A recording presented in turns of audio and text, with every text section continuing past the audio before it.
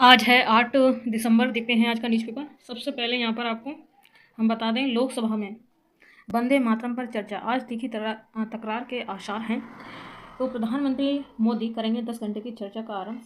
विपक्ष से प्रियंका सहित अन्य नेता करेंगे विचार। ठीक है, सो ये होने वाला है, तो आप इसको जरूर देखना दोस्तों। ठीक है, इंपॉर्टेंट रहेगा इसमें क्या क्या चर्चा होंगी। ठीक है, आगे देखें यहाँ पर आपको जैसे कि यहाँ पर कह रहा है कि राष्ट्रगीत वंदे मातरम के 150 वर्ष पूरे होने के उपलक्ष्य में है। ठीक है, इस पर संसद में विशेष चर्चा सोमवार को होनी है। लोकसभा में 10 घंटे की चर्चा हो गई है। ठीक है, सो राष्ट्रगीत वंदे मातरम से फैक्ट्स आ सकते हैं, तो इसकी क्लास हम जरूर कराएंगे आपको। और गजनबी की क्रूरता, लूट व अत्याचार की कहानी पढ़ें कक्षा 7 के छात्र।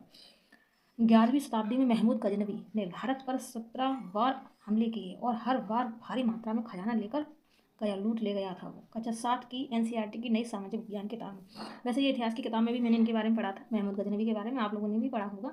ठीक है, तो इम्पोर्टेंट है ये। आगे देखिए, मथुरा व सोमनाथ के भव्य मंदिर को लूटकर कर दिया था नष्ट। तो ये भी बात याद रखना, तो मथुरा को भी इसने मंदिरों को भी लूटा था। ठीक है, सोमनाथ मंदिर तो मैसूर है ही, साथ में मथुरा को भी किया, मथुरा को भी इसने लूटा। ठीक है, सो आगे देखिए, महमूद ने मंदिर को नष्ट कर दिया। ठीक है, कन्नौज जाने से पहले उसने अंतिम प्रतिहार शासकों में से एक को आश्चर्यचकित करते हुए कई मंदिर को लूटा, उन्होंने नष्ट किया। महमूद गजनवी, अब जैसे कि ये सब अखबार में आ रहा, तो ये मतलब चर्चा में चल रहा है।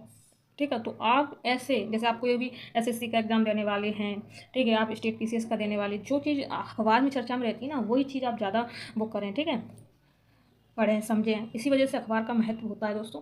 ठीक है, आगे हम लोग समझेंगे। और ठीक है, ज्ञान तकनीक हुआ एआई नवाचार की भी राजधानी बनेगी दिल्ली, रेखा गुप्ता।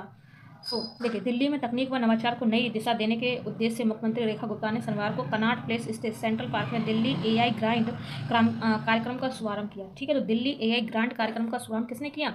तो दिल्ली की जो ये आपको दिख रही हैं मुख्यमंत्री रेखा गुप्ता, उन्होंने किया है। ठीक है, तो इस बात को याद रखना आप लोग। मोस्ट इंपॉर्टेंट देखिए आज की न्यूज में, सशस्त्र सेना झंडा दिवस के अवसर पर रविवार को प्रधानमंत्री नरेंद्र मोदी को बेज लगाता एक सेना अधिकारी। सशस्त्र सेना झंडा दिवस, अक्सर हमारे एग्जाम में झंडा दिवस मतलब दिवस पूछे जाते हैं, दिवस पूछे जाते हैं। तो इस बार क्या खास हुआ? खास ये हुआ कि एक सैन्य अधिकारी है, वो नरेंद्र मोदी जी के बैच लगा रहा है। ठीक है, सो इंपॉर्टेंट है कि सशस्त्र सेना दिवस कब मनाया जाता है। ठीक है, तो ये बात आपको याद रखना, इतने सारे दिवस याद करने से कोई फायदा नहीं है।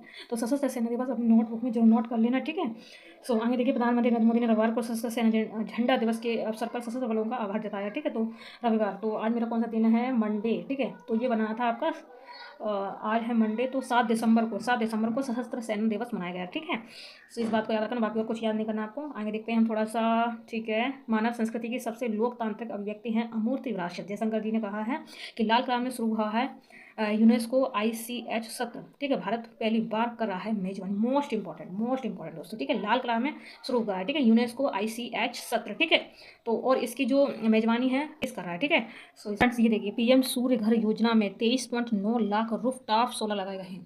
प्रधानमंत्री सूर्य घर योजना के तहत दिसंबर 2025 तक देश के 23.9 लाख घरों में रूफ टॉप सोलर प्रणाली लग चुकी है। यह एक आधिकारिक बयान के अनुसार है। ठीक है, इससे 7 गीगावाट स्वच्छ ऊर्जा का उत्पादन हो रहा है। राष्ट्रीय सौर मिशन में बड़े सौर पार्क, उनछत और सौर प्रणालियों और हाइब्रिड परियोजना का भी समर्थन किया है, जिससे भारत अपने दीर्घकालिक ऊर्जा लक्ष्यों के करीब पहुंच रहा है दोस्तों। ठीक है, आगे बढ़ेंगे हम यहाँ पर और बता देते थोड़ा सा। और मैंने बताया, इसके तहत 2030 तक 500 गीगावाट गैर जीवाश्म ऊर्जा उत्पादन का लक्ष्य रखा गया है। ठीक है, ये बात आपको याद रखनी है दोस्तों। ठीक है, मैंने इतना बता दिया, आगे बढ़ेंगे हम थोड़ा सा। मोस्ट इंपॉर्टेंट देखिए, कर्नल प्रतीक राय को ऑस्ट्रेलिया में मिला गेडेस गेवल पुरस्कार। देखिए, ऑस्ट्रेलिया में भारतीय सेना के कर्नल प्रतीक राय, बाएं से तीसरे आप नंबर देख रहे हैं आपको, गेडेस गेवल पुरस्कार से सम्मानित करते हैं अधिकारी उनको। भारतीय सेना के कर्नल प्रतीक राय को ऑस्ट्रेलिया रक्षा कॉलेज में रक्षा रणनीतिक और अध्ययन का पाठ्यक्रम पूरा करने पर गेडेस गेवल पुरस्कार से सम्मानित किया गया है। जानकारी कैनबरा स्थित भारतीय उच्च योग ने शनिवार को दी है। तो इंपॉर्टेंट है कि कर्नल प्रतीक राय को ऑस्ट्रेलिया में मिला गेडेस गेवल पुरस्कार। सो मोस्ट इंपॉर्टेंट है, इसको भी कॉपी में नोट कर लेना। ओके दोस्तों।